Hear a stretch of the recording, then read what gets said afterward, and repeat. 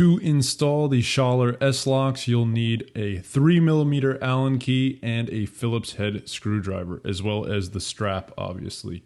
The first step is to unscrew the existing strap buttons on your guitar using the Phillips head screwdriver. And then I like to place the hardware in a little Ziploc to keep track of them. Next, you want to take the Schaller S-lock strap buttons and hand screw them in as far as they can go. Before doing this, just check and make sure though that the old screws and the Schaller lock button screws are of similar length and size, so you avoid stripping or cracking the wood. Then you can finish hand tightening with the 3mm Allen key until the felt washer is flush against the finish of the guitar.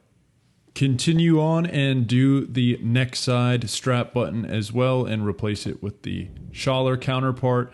And once again, just make sure that the screws are of similar size and depth to avoid any cracking.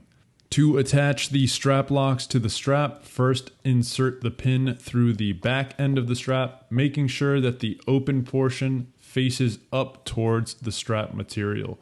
Then you want to take the washer and make sure that it has the rounded side up and that you're putting the flat portion of it against the leather of the strap, and hand tighten as much as you can.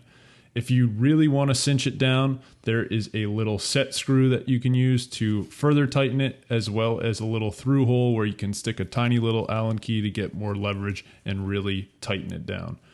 Continue on and add the other strap lock onto the other side and hand tighten once again.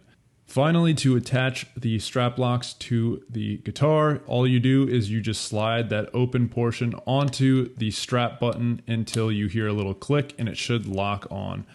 Then if you want to release it, just pull up on the tab and slide in the reverse direction and it will come right off. Anyways, that's pretty much it. Thanks for tuning on in. We'll catch you next time. Adios, amigos.